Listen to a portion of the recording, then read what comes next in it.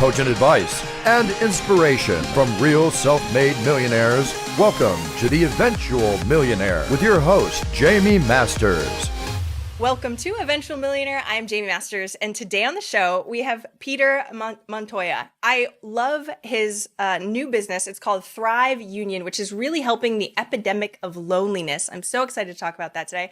But he's also a 20-year veteran, sold a multi-million-dollar business beforehand. Thank you so much for coming on the show today. Jaime, I'm thrilled to be here. Okay, I love this. So tell me a little more about Thrive Union, because I went on there and now is the time that we really need to be talking about loneliness. We're all stuck in our houses as of this recording. So please tell me why you started that. So there is an epidemic level of loneliness, and all of the diseases of despair are on the rise. That was pre-coronavirus and pre-lockdown. So diseases of despair are anxiety, depression, suicide, violence, domestic abuse, addiction, and deaths related to all of those have been on the rise. And their core fundamental, what draws them all together is that of loneliness. So the average human being, what we need to maximize our feeling of well-being, of happiness, of satisfaction, is we need about 3 to 4 hours a day of good quality, empathetic socialization. Now, it's a little bit subjective what it qualifies as, good quality empathetic time, but more or less it's a time when you're getting, real world contact, preferably, or face-to-face video chat. You are, empathizing. You're putting yourself in the shoes of somebody else. You're emoting. That's probably what that means. So we need 3 or 4 hours a day to feel really good about ourselves. We are only getting about 41 minutes a day of social contact. And we're spending 11 hours a day on screens. Screens means TVs, tablets, computers, and phones. So we can see where our time is going and where it's not going and why we feel this way. Okay, this is so important, especially pre-corona. This was so important because it was on the rise anyway. But now it's like we're in a petri dish or a magnifying glass, and now the loneliness is just amplified. So what are you telling people to do right now to try and up that? Oh, great question. So with Thrive Union, which is normally a real world community and life school dedicated to human being, is we would have regular meetings. We do a meeting every single Sunday, which is kind of like a connection / personal development event on Sundays, which was tons of fun. We had between 50 and 100 people there on Sundays. We would do movie nights, game nights. We would do docs and discussion nights. We would do supper clubs. We did all the kind of the normal things that help connect people. It was working really, really well pre-coronavirus. But now what we're doing is we're doing Thrive Sunday online, and you can actually anyone can join that now by going to Meetup and looking, searching for Thrive Union in Orange County and just joining our group, and we'll invite you to spend an hour with on Sunday mornings.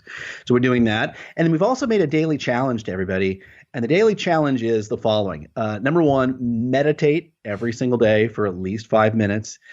We all have a time to do it. However, it's hard for a lot of us, especially those of us with ADHD, to really stop for a couple minutes, but it's really good for us for lowering our anxiety. Number two, we're recommending daily exercise. Even if it's just a 15 to 30-minute walk, that counts as daily exercise. And number three, we're recommending some kind of a video chat with somebody else every single day. And that little 3-part formula is doing really wonders to help people's emotional well-being in this time of chronic disconnection. So meditation, I meditate every single day, and I harp on it here for everybody. But I know business owners are like, but I have ADD, or I have that, and it's hard for them to sit. So what do you say for those 5 minutes? They just sit and clear. Can you give me some tips for them to just test that out? Absolutely. So first of all, one of the reasons that a lot of people, oh, by the way, just in case you're watching the video and you see my lovely wife, my office mate over here, she has now joined us. That's my lovely wife, Amy. Yes, meditation is weird for some people and it's hard to get started. Let's acknowledge that right up front. But with practice, it gets better. If a lot of people have a hard time with meditation because they go, oh, my mind wanders. Everyone's mind wanders. It's completely and totally normal. So the whole idea with meditation is to give your frontal cortex something simple to concentrate on so the rest of your brain relaxes. It goes back to that old recommendation of counting sheep so you can go to sleep. It's the same idea.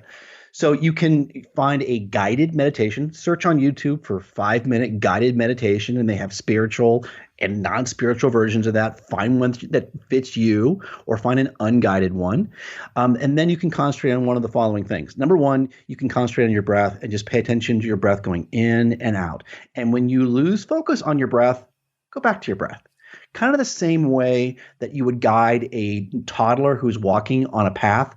If a toddler walked off the path, you would not shame, berate the toddler. You would just gently take their hand and bring them back onto the path.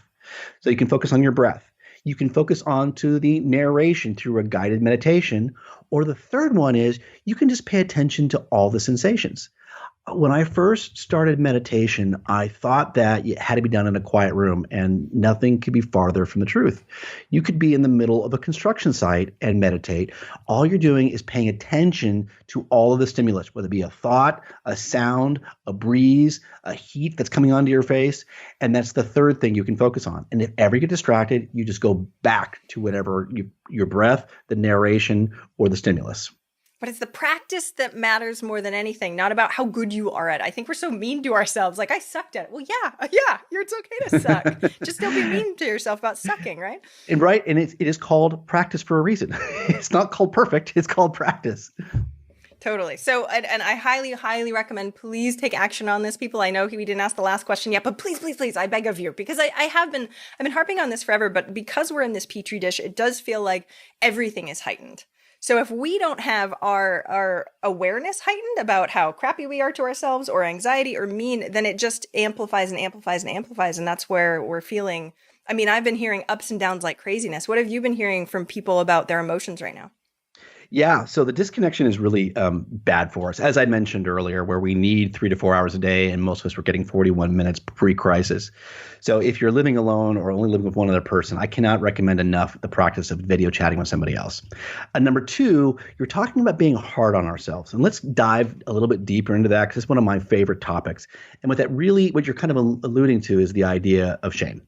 So let's just say that you're at work and you make a mistake at work. Your boss calls you in. They tell you what you did wrong, and they don't berate you, but they more or less say you messed up, and here's what you got to do going forward.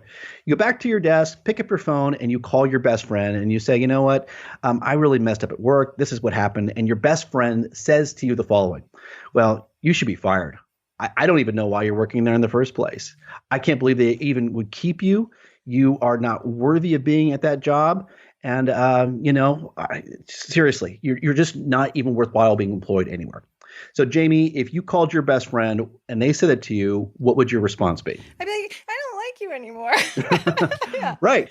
So why would we talk to ourselves that way? Yeah. Which is what many people do. And once you realize that you wouldn't allow somebody else to talk to yourself why would you talk to yourself that way, especially without a filter even stopping it from going into your subconscious? So if you are ever shaming yourself in any way and find yourself in one of those shame spirals, you have got to stop it, and stop it immediately. If you need any help, go into YouTube, look for Bob Newhart Stop It. Just search Bob Newhart Stop It.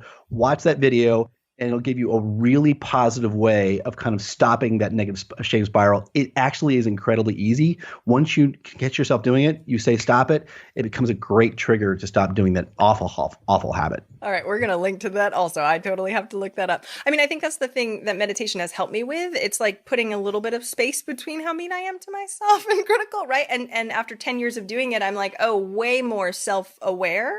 Whereas beforehand, I'd have to have like my best friend slap me every time I would say something mean, because it was so unconscious I didn't even realize it. Yeah. And there's a big distinction between shame and guilt. So guilt is feeling bad about something that we did, which is really positive. I've made mistakes at work. I've said things I've really regretted. I've done things I've really regretted, and ruminating over those enough to understand what you should do better and going, okay, I'm going to fix that. That is super healthy and super positive. But shaming yourself, as Brene Brown has proven over and over again in her test results, has no positive benefits. Zero. It makes you feel worse. It makes you perform worse. So if you're doing any kind of beating yourself up, right now I'm not asking you, I am telling you, stop it. That's one of the action items I told my client yesterday. Stop beating yourself up and notice it. And then you have to report back to me next week. Because I mean, it's easier said than done, of course. But even like you said, it's the practice of just getting better and better and better at it. So when we look at being a hermit, because I was sort of an introverted hermit typically anyway. So 41 minutes in general before pre-corona, that's crazy. We must be getting like 0 right now in the corona crisis, right? It kind of depends. It's a mixed bag. I actually am living now with 7 people, which is my wife, my 2 kids, our best friend, and her 2 daughters. And so I'm actually getting more quality time, which is a fewer number of people. And I can't tell you how much I love having all the people at my house. I really enjoy it. We have family meals. We're playing games. We go on walks. So it's been wonderful for me and my emotional well-being. But there are other people who only have nobody else or merely one other person, and they're really struggling. See, okay, let's talk about this. So my former husband, who has stage 4 cancer right now, him and his girlfriend stayed with me for a good solid 2 weeks. Yeah. It was a magical. I was like, and I am a bit introvert extrovert. So when we talk about having actual people in our space, I felt different when they were here versus when they're not this week. And the loneliness is cropping back up again. So it's very interesting to me. So when we're looking at, especially, how I'm feeling with people versus not, I should be doing a lot of Zoom calls right now, shouldn't I? Or something to create that connection instead of sort of going inward. I thought now inward would be the time, but you say no. Okay.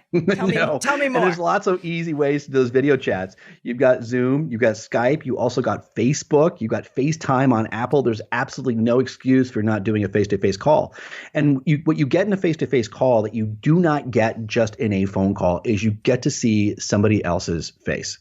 And there's a specific kind of neuron in your brain, which scientists think get lightened up, called a mirror neuron. And they think that gets activated, which gives us a greater dose of oxytocin and adrenaline. So it's really important that you're actually looking at somebody and paying attention. Seeing faces is very, very healthy for us. I didn't know that. Okay. And going back to what you said about being, maybe you're an introvert and maybe you're an extrovert, there actually are a number of different surveys you can do online, and you could be what's called an ambivert. Yes, that's what I call myself. Okay, good. Ambivert, which is in the middle. And for the audience, an introvert is not somebody who necessarily is antisocial. That's not what an introvert is. An introvert is somebody who gets recharged by being alone. And an extrovert is somebody who gets charged by being in a group of people. I put myself in that ambivert category, and I really like people. I just like small groups of people so I can have real connections. I just don't do big parties and the kind of flitting around. It's just not my bag. I am right there with you. I guess, so then how do we deal with whatever our current situation is, however many people are in with us, how do we deal with interacting with them, but also trying to have time and space for ourselves, right? There's a lot of that too. Yeah, and we do need to pay attention to our kind of our internal, internal emotions on that stuff. So I think listening to our feelings is even more important than listening to our thoughts. And our bodies and our minds will kind of tell us when you're having different kinds of pain. So we get too hot or too cold, we know that pain. We get too hungry, we know that kind of pain. But we also get lonely, and that's kind of a pain. Maybe around people, we might go, I need to go upstairs. Okay, well, that's an indication from your body that you need some other different kind of stimulus right now, and just listen to those. See, I love that we're talking. I mean, I love that you sold a multi-million-dollar company. We're a salesman, speaker, and we're talking about feelings. I think it's so. I think we're changing as a society and actually paying more attention to how happy we are and not external circumstances that are trying to make us happy. And connection seems like one of those things that I adore, but that people sort of like shove under the rug, like, because our phone technically gives us connection, right? But there's a huge difference between people-to-people connection and people-to-device connection, especially 11 hours. Tell me a little bit more about that and how we can stop our addiction to our phone. Yeah, so I think technology is at its best when it's facilitating face-to-face real-world connections, and it's at its worst when it keeps us from connecting to the person who's next to us. So whenever I am around other people and so kind of my rule is wife and kids always get through. So if my phone rings or the text comes through from my wife and kids, I always respond to that. Otherwise, my phone is out of sight and preferably out of mind when I'm with people, unless I'm expecting somebody to come through. So that's kind of the discipline that I give myself to make sure I'm connecting with people. So one of, I'm a business leader, and being a leader is different than being a worker. So when you are a worker in a business, you're mainly focused on what you do. Maybe you're a plumber and you think about pipes, or you're an accountant and you think about preparing taxes, or maybe you're a clerk and you think about ringing of stores. And it's largely about improving what you're doing. But when you are a business leader, it's a being activity, which means it's personal. In order for you to get better at your job of leading a business, you have to improve who you are. It is intensely personal. And for me, I always thought, I was a workaholic, and I worked 70 hours a week for the better part of 10 years and 50 hours a week for my other 20 years of my business career. And I kind of thought that, I wasn't an emotional being. I kind of thought I was segmented. I had my work life and my personal life, and I didn't see myself as an emotional being. I burned through a marriage like that. I didn't spend nearly enough time with my kids. I was stressed out to the max. I never slept more than 3 or 4 hours a night. I paid a painful price. My self-esteem and self-confidence, although in a business setting seemed high, was actually really low outside of that. So that was one of the major epiphanies I've had in the last 5 years or so, as I've really come back and started focusing on my relationships, and also my business is still flourishing. So there is a balance for business owners available. Thank you for saying that. Not a lot of people talk about it. We talk about the, bottom line, and we talk about the numbers, and we're supposed to be logical in business and blah, blah, blah. And I don't even think people are realizing how they're careening towards a horrible wake up call, right? Because as entrepreneurs, we are very good with pain. We are stubborn. We have all these things that prevent us from actually looking at how bad things actually are until we hit addiction or anxiety or suicidal. So where do you think the wake up call, A, for you came from, but B, where everybody else is coming from for wake up calls right now? Geez, sadly, for most human beings, you're absolutely right. So I bootstrapped 3 companies, which means I started all 3 companies with absolutely no money or negative money, and 2 of them burned down, and one of them I had a great exit. And so you have to be, as an entrepreneur with no money, you really have to be fairly single-mindedly focused, which is both a strength and a weakness. So unfortunately for most of us, it's not until we hit bottom that we finally get the wake-up call that many of us need. So I do recommend, and as you get more experience in business and a little more wisdom, you start paying more attention to what's going on around you. And stop, so you start not paying such high prices in your personal life and the relationships around you. See, that's one of the reasons why I interview millionaires, because at the beginning I was like, okay, money is great, but life is a little bit more important. So we're all about life first and then money here, but I want to make sure that people know that they can still have money too. So when you made this sort of shift, right, from being the guy that works 70 hours a week and only logical to actually paying attention to your feelings, how did the money flow? Did you start taking more time for yourself and your bottom line went down, or what?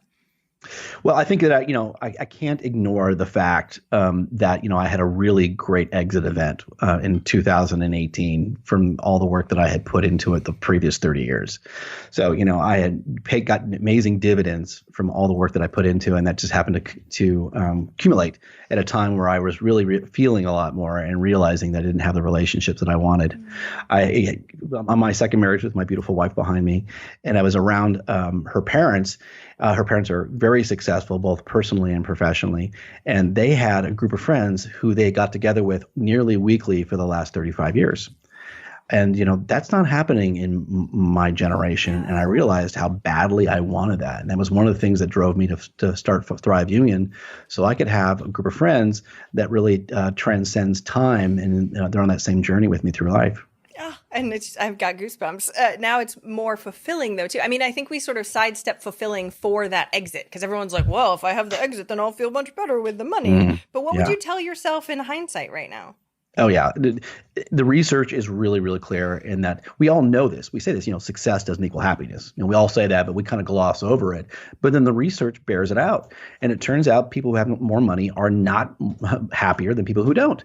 So once you have a basic standard of living, which means you have food security, housing security, transportation, a job, and your basic technology, more money absolutely positively does not make you happier. So if you want to be happier, some of the things to focus on, number one is relationships. The number one factor, if you want to live a longer, happier, healthier life, with with better brain function is not money, education, social status, business success, marriage. It is none of those things. The number one factor is quality of relationships, which could be with a spouse or a partner, or it could be with just friends and family. So that's the number one factor if you want to live a longer, happier, healthier life. And if that is not your number one goal, I'm not sure what you're living for. It doesn't make a whole lot of sense to me. So yeah, the financial success has absolutely no correlation to living a better life. So many questions. Okay. So back in the day, probably 15 years or so ago, I remember writing the list of the 5 people I hang out with the most, and it was all very surface level, right? And number one, I didn't really want to be where they were. They hated their jobs kind of stuff. But also number 2, like I felt like we had no depth, right? And now after many evolutions of different friendships that have come through, the level of depth that I have with friendships is insane that I never thought I'd be able to get before. And so can you tell me about, for you, what that level of depth of relationship really matters? Yeah, that's a really big deal. So what you're talking about there is really, really important. And I recently read a study. I'm going to approximate these numbers. And more or less, it takes between 40 and 50 hours to develop a casual friendship, time together between 40 and 50 hours. A good friend takes somewhere around 100 hours, and a great or best friend takes about 200 hours of time together. So that's what we can see when we were kids in the neighborhood, going to school with people back and forth and doing sports, why it was a lot easier to develop high quality relationships. So for us in middle age, which I'm going to go from 30 to 60 or 70 or something like that, it's so much harder because unless you're spending a lot of time at work with a coworker, it becomes much harder to develop those quality relationships. So I have very intentionally in the last 5 years constantly been adding people to my list of saying, okay, I'm going to build a friendship with this person, and intentionally spent more time with them via video chats, coffees, lunches, dinners. Right now I'm doing a video call every single day, and I was trying to do some kind of social activity every single day pre-coronavirus. So yes, it takes intention in middle age to actually do that. You can join, there's tons of business mastermind or networking groups you can do. You can just start meeting neighbors and inviting them over for a drink or a coffee or dinner. But yes, you've got to get really intentional about it because it's critical to your health. Let me ask you this, here's the trade-off. If you could live 7 more years, and those 7 more years were high quality, which means you had friends, purpose, and good brain activity, lack of sickness, would you spend an hour a day investing in social relationships? That's basically the question. And if you do, that's probably the benefit for you. And the that part is fun, the hour ahead. I mean, usually deep connection is fun. One of the things that I really noticed quite a few years ago, which was very eye-opening, epiphany-like for me, is that I never intentionally asked anybody to hang out. Like everybody asked me, and I was like, oh, okay. Everybody wanted me to be their best friend, and I never actually made any effort, like at all. And when I started making the effort and picking the people that I wanted to spend more time with, not just the ones that asked me, because there's very different levels of depth on what you can go, especially based on your personality types and if you want to hang out with them more. I was like, sure, I'll hang out. Sure. I just kept saying yes to other people. And then realizing the level of depth that I really, really was craving was something I put 0 time into, right? Mm-hmm. And so having the actions to be able to do that, how do you start to cultivate that? Like if it's 200 hours and you really want to have a subset of a couple best friends, that's a lot of time and space. How do we start doing that? Yeah, how do we shortcut that? There's just like anything else you decide. I mean, most of us can commit to, a lot of people will say, I'm going to train for an Ironman, and that's 1,000 hours or something like that, right? Or run a marathon, and it's 500 hours or whatever it is. So it's just like anything else in life. And it's just a little bit of time every single day. Just like anything else, any other discipline that matters, like going to the gym or reading or meditating, it's incredibly easy to do. And it's incredibly easy not to do. So you just got to pick your disciplines. I think the benefits are so incredibly clear and obvious that it's an easy trade-off. 7 more years of high quality life for an hour a day of social interaction. Sure, it's an easy transaction for me. Love this. Does it matter how many best friends you have versus, is there a level of this just as long as we have social interaction?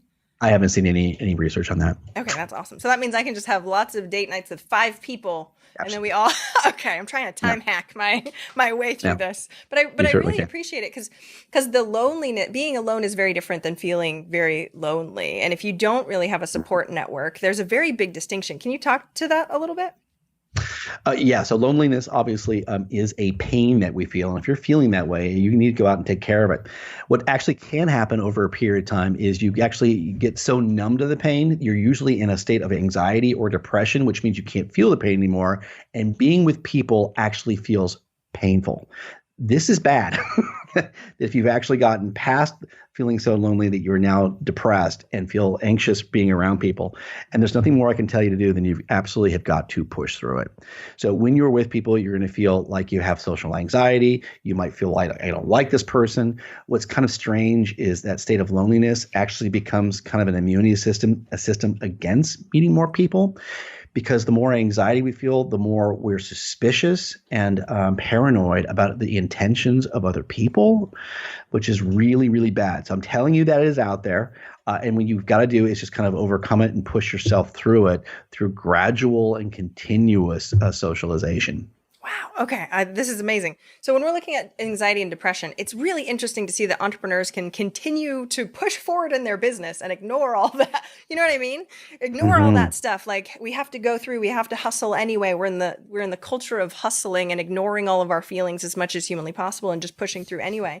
But how can we take the time to actually pay attention to, hey, I'm actually feeling anxiety? I know a lot of people, clients and friends of mine, don't even call it anxiety because then that seems bad. We can't even call it depression because that seems bad too. And there's so much stigma around all of this. Yeah.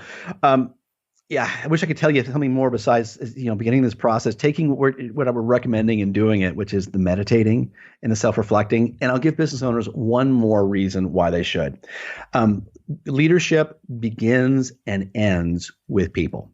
So if you want to grow your business faster, if you want to influence your team, your supplier networks, clients better, it begins and ends with your ability to be authentic and present and connect with people. So if you need a financial motivator of why your psychological, emotional, and social health is important, this is the reason.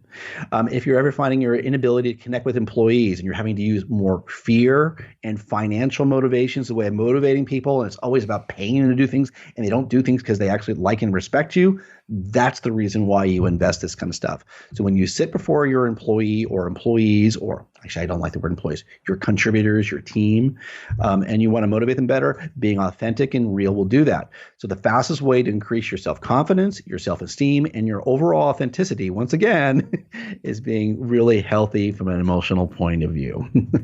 Go team. Thank you. Because we do need that, unfortunately. It's like, okay, let me slap you upside the head to let you know that this is really important. What do you think people should do to actually improve their EQ? Because everybody knows about IQ, but actually having their emotional intelligence get better. What did you do to do yours? And what do you suggest to people as leaders?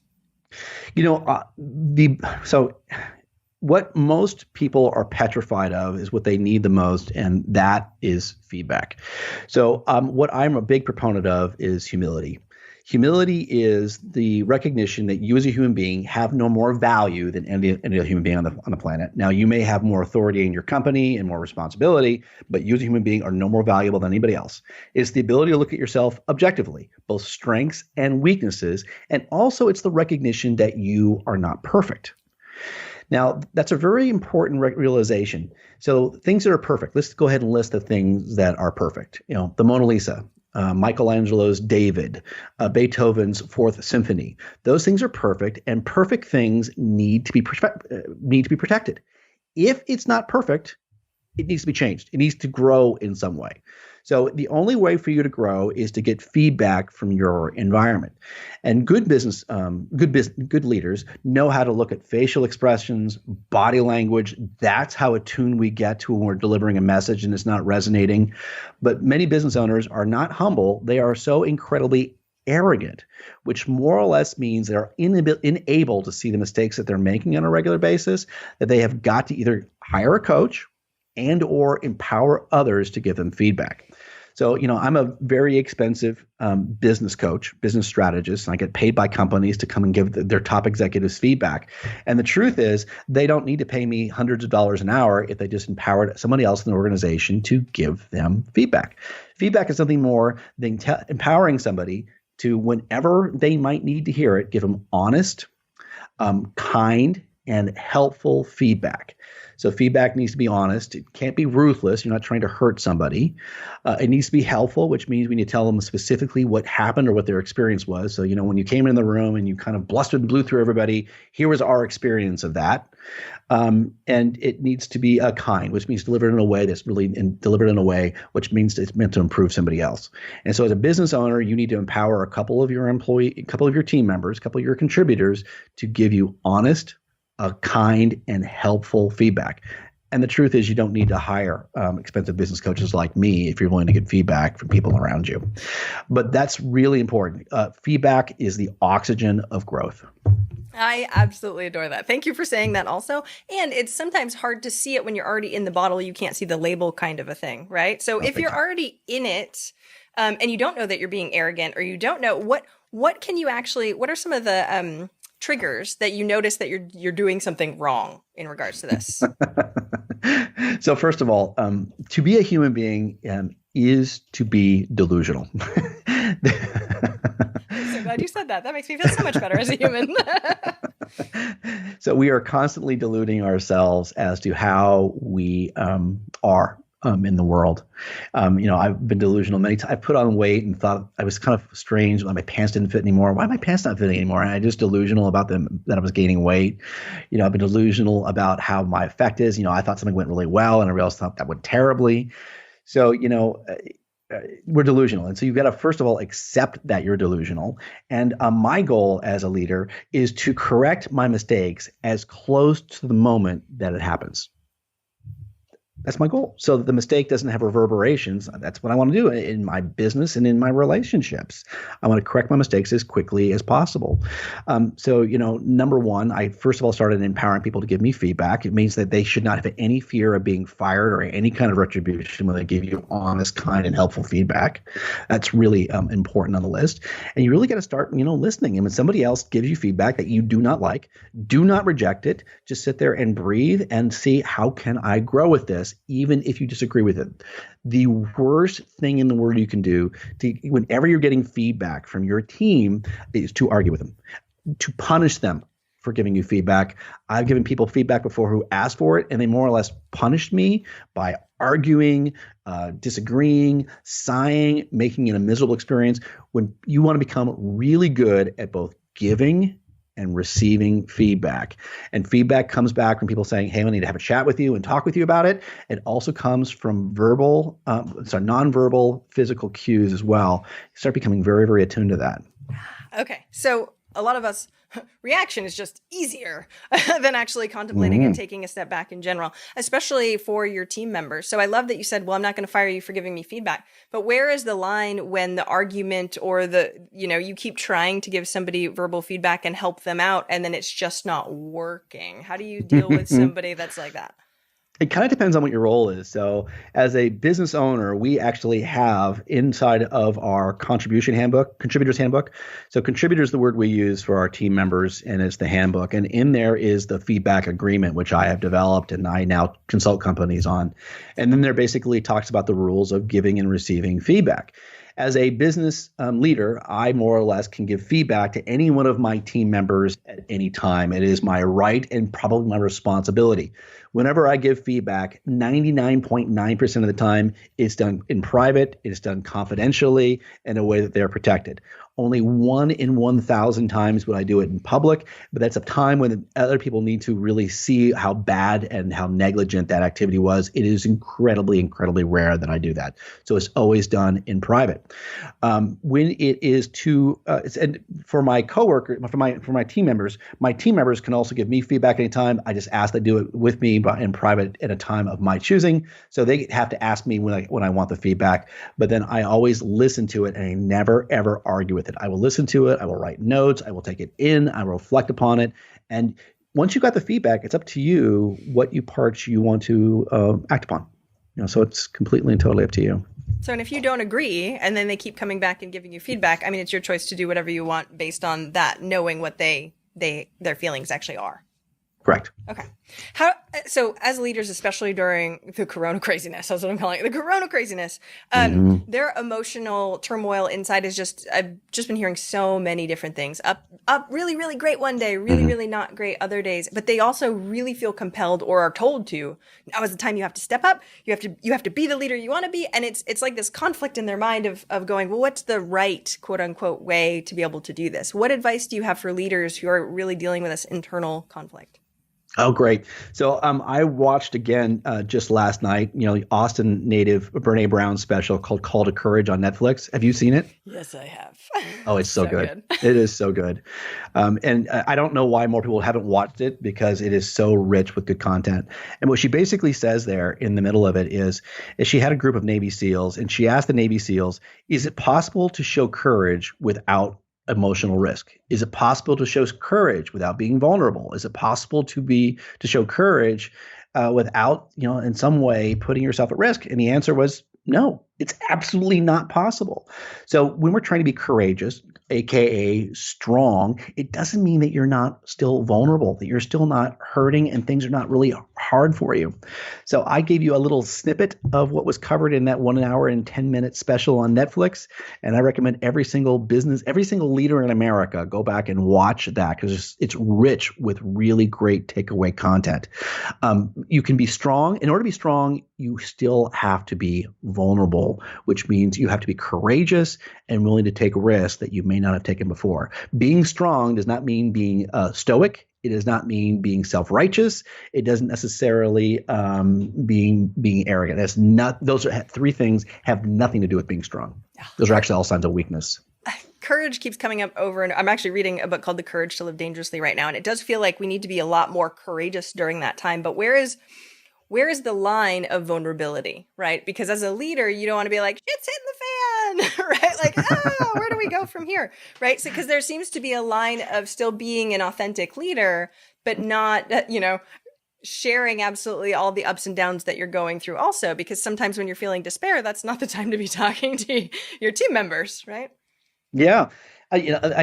My example for that was, going through my divorce 10 years ago, and I had two young kids at the time. They were probably, 4 and 6 at the time we were going through divorce. And divorces are really ups and downs. And we're going through it was also in the middle of the Great Recession, where in 2008, 2009, and financially things were really scary.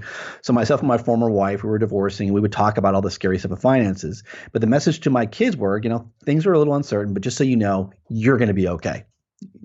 So I always kind of had the private discussions with somebody who was my, truth teller, my confidant, to have those tough conversations where you're kind of full of despair.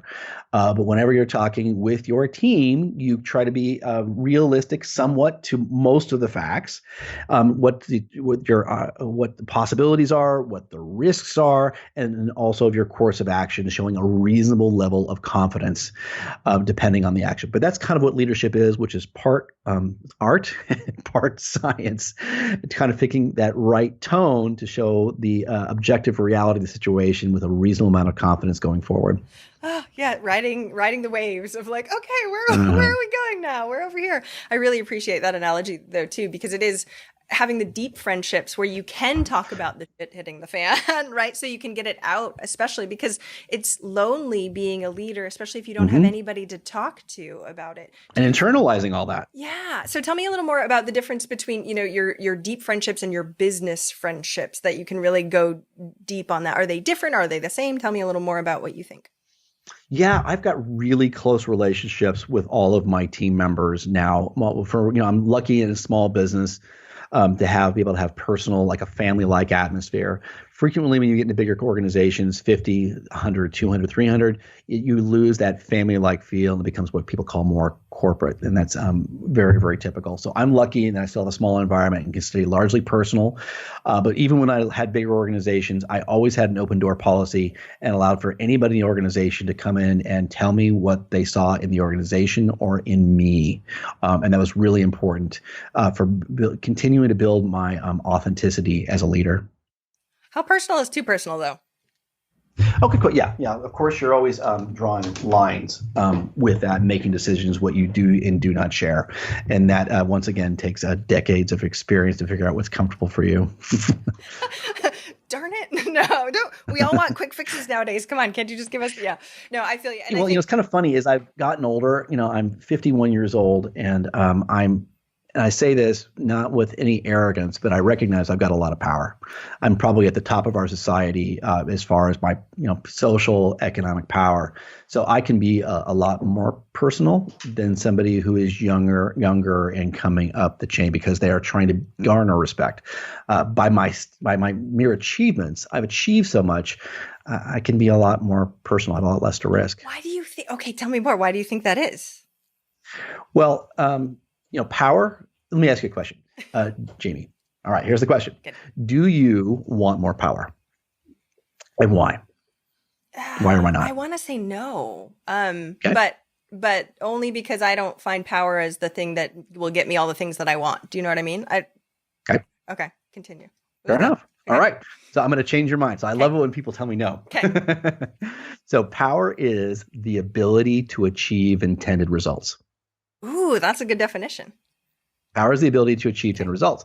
Most people have a negative association with power because they think of some fat cat CEO who's in a corner office manipulating other people to take something away from them to make themselves, better in some regards. That's So what it's most like people power think power versus is. force. Yeah. Okay, continue. Yeah. Yeah. The power is just the ability to achieve intended results. So no matter where you are in life and you look at where you are versus what you want, you might say, I want a better living situation. I want a closer relationship with my partner or spouse. I want to have a better relationship with my kids. I want to take a vacation where I can go for 2 weeks a year on a cultural excursion and not have to worry about work. Those are all exercises in power. So power, if no matter where you are in life, you're trying to generate more power so you can have the results that you want. I wouldn't say it's the only measure that we probably should be looking at, but I would say it's probably in our capitalistic driven society, it's probably one of the most important measures that we could probably have. Yeah, so power is really important. So I look at myself and I know that I have a ton of power. And people can see that when by my way I articulate myself, if they see my house, if they know that my business successes. So I get a lot of respect walking into a room. Somebody who is a lot younger and doesn't have all of that power is much more fragile. I mean, I can't get fired. Somebody who's coming up, they might think, well, if I share this personal information, people think less of me. I might not get an advancement. So they have a lot more to risk. They'd be a lot more careful in disclosing the personal information. There's still a lot that I don't disclose. I'm just saying I'm a lot less at risk because I can't be fired, for example, because I don't, I have enough power that I have my own employment. Okay, so I want to break this down too. So are there levels? Because it sounds like there's levels of power. Then what's sort of the opposite of power? Like where's the skew going towards? Well, sure. So we call that in our society loosely the social economic ladder. And more or less, if you think of the most powerful person in the world, you look at somebody who has the ability to stop and start wars, the ability to create millions or trillions of dollars in wealth. More or less the person who can deploy the most other people to do other things. By argument, most people would say the president of the United States is probably the most powerful position in the world. But you could also make an argument that CEOs of a lot of the top corporations are probably sitting at the top of the power heap. Their ability to create and destroy wealth, deploy people and resources in different places around the world, basically by edict, makes them incredibly him or her incredibly powerful. And more or less, when you look at somebody who lacks power, you're looking at people, and I've met them. They are struggling to get their next meal. They don't know where their next meal is coming from. They don't have housing. They don't have the ability to even change their life. Their life basically feels like they're a victim to the world around them. Those are the least powerful people in the world. Oh, so before we were talking about happiness and wealth and that sort of thing. So I was going to ask you back then, and now is the perfect time to ask. When we're going through charity or helping people, the more wealth you technically have, the more people technically that you can help. But it sounds like what you're saying is that power is actually more important than the wealth side because you can still enact the same amount of change based on that, right? And it's really hard. So, the old adage still works today. I rather teach a man to fish than give him a fish. However, empowering other people, getting people to actually develop their own power is really hard. It's really, really hard. I mean, I look at, I was raised in basically a white collar suburb in Southern California. My parents were both teachers. They both had college degrees. 90% of my high school went to college. I was in Boy Scouts. I was involved in church. I was involved in extracurricular activities. I more or less had 25 years of people pouring resources in me to develop me to such a place that I was able to exercise my own power. That is a ton of time, a ton of resources that are invested in somebody. So one of my jobs now is in leadership development. That's one of the things that I do now. And that's more or less to get people to start, even first of all, getting on the playing field and going, okay, yeah, I want more power. And yeah, I want to be able to lead myself better. Even getting somebody to that point of view takes a good hour of time. So, empowerment is basically self-leadership. That's what empowerment is. And the definition of empowerment is the ability to live life by your own design. The ability to live life by your own design. And by my estimation, this is not scientific, 90% of the people on the planet are victim to their circumstance. And maybe only 5% actually are living an empowered life. Another 4% or so are people who are striving to get to a place of empowerment. But yeah, what I've done over my lifetime is I've been a constant learner. I mean, what you want to do if you want to grow your power, you should be reading books all the time. You should be listening to great podcasts like this. You should be attending 1 or 2 personal or professional development courses every single year, like clockwork. You should get yourself a coach or a friend who gives you honest and regular feedback. These are all the tools that we use to develop our personal power so we can achieve the results that we want. I could talk to you forever. Okay, I'm going to ask one more question before we have to start wrapping up in a minute. I'm fascinated by empowerment versus disempowerment. And what came up is when you were at your height of logicness and unhappiness, did you feel powerful or disempowered? I think I felt, I was so unhappy. I think I felt disempowered. So, my satisfaction wasn't there, even though I was in the throes of actually making some fairly good progress by business, societal gauges. I was making good. I was a business owner. I had employed 50 people, was making money. So most people would think that I was fairly empowered, but I was so unhappy. I would say I was disempowered. So I appreciate you saying that, because I think there's these lines and ebbs and flows of where we're sitting as a human, but also what's going on around us. So again, everybody would have thought you were powerful. And again, in so many ways you were, is what it sounds like, right? Yeah. And you swung the pendulum pretty quickly, but the moments of feeling disempowered negate all of the power that you had created from before, or at least that's what it sounds like, which is crazy. Yeah. I think that now that I have a much greater authenticity, self-confidence, and self-esteem, I'm more powerful, the ability to achieve intended results.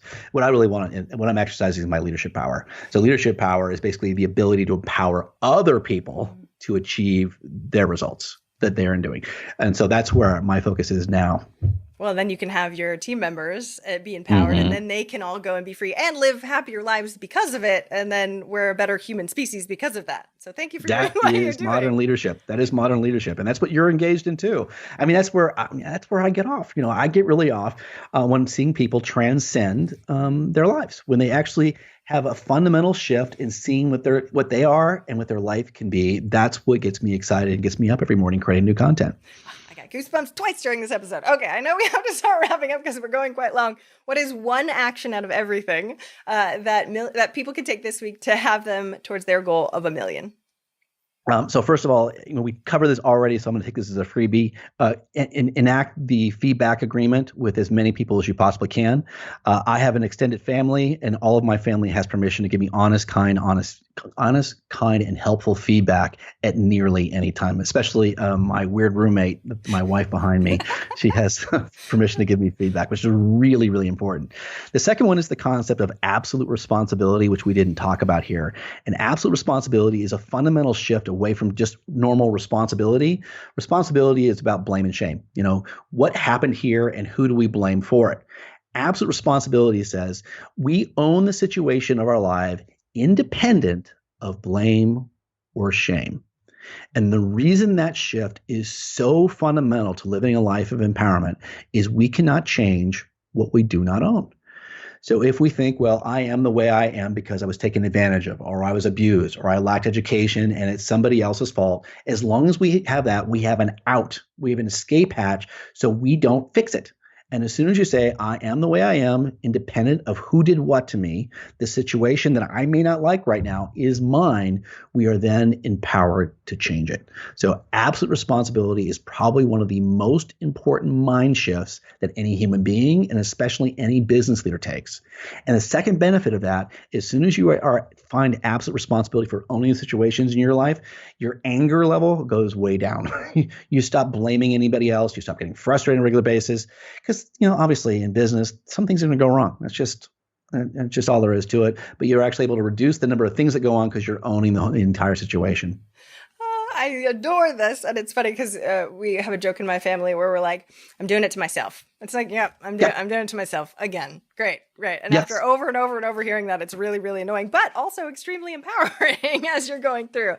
So I'm going to read to you the greatest thing ever. Okay. Here it is. My wife just was kind of laughing because I just jumped into her space and stole this off of the wall. I noticed too. Her face is so fun right now. And I ripped the sign behind it. She's going to give you feedback. Yeah, feedback. She's going to get some feedback on this one. And I deserve it. Here it goes. I am where I am because I allowed it. Not only did I allow it, I am currently committed to it, regardless if it served me well or not. Drop the mic. We all need that. See, it was worth ripping it out. It was worth it. It's that good. Tell her I really appreciate it. So I don't know if that helps with the feedback. That was awesome. And knowing that and embodying that is a bit different than actually just seeing it on their wall. So I appreciate the fact that and not only do you have it on your wall, but you embody it also. So where can we find more about you and everything that you do and Thrive Union and all the amazing stuff?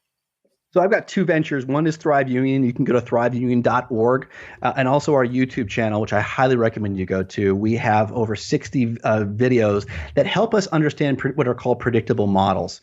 These videos are only 5 minutes long. They're so informational and so fun. Go to YouTube/Thrive Union or search Thrive Union YouTube to find those videos. Second thing you can do, I'm also a leadership strategist, author, and speaker. I do both consulting, training, and speaking for organizations, whether it be businesses or nonprofits or schools. And you can find me at petermontoya.com, petermontoya.com. And we will link to everything in the show notes so everyone can just click a button, especially for the videos that you talked about earlier too. Thank you so much for coming on the show today. I really, really appreciate it. Oh, I absolutely adored it. You are a wonderful conversationalist. I had so much fun today. Thank you. Thank you. And say hi to your wife for me. Thank you. Take care. Thank you for listening and investing in yourself with your time. I so appreciate it. And if you enjoyed this episode, I would be forever grateful if you would be willing to leave a rating or review in whatever app you use for your podcast. I know that's what really bumps it up in the rankings. And I would so appreciate your time, especially if you've been a long time listener. But of course, if you like this episode and you're brand new, thank